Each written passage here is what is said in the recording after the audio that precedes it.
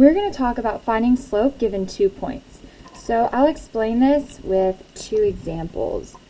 Say we have the points 1, 3 and 4, 12. All we need to find slope is 2 points. So the formula for slope is m equals y2 minus y1 over x2 minus x1. M stands for slope. Y2 and y1 stand for y number 2 and y number 1. The 2 and 1 don't mean times 2 or minus 2 or whatever. It literally just means y number 2 and y number 1. Then we have x number 2 and x number 1. Okay? Now we're going to label our x's and y's. So we'll call this point number 1.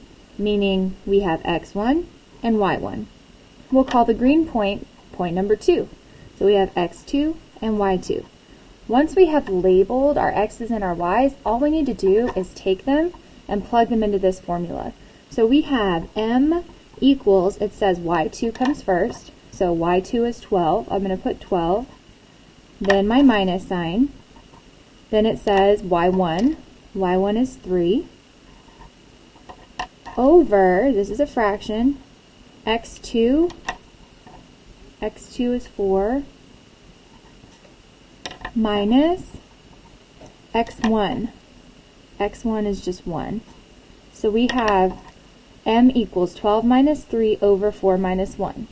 Well, that equals 12 minus 3 is 9, and 4 minus 1 is 3. So the slope is 9 over 3. However, we know that we can simplify this fraction, that 9 over 3 means 9 divided by 3, and 9 divided by 3 is just 3, so our slope is 3.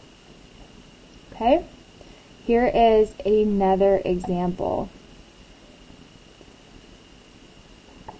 Say we have the points -2, 5, and 4, 9.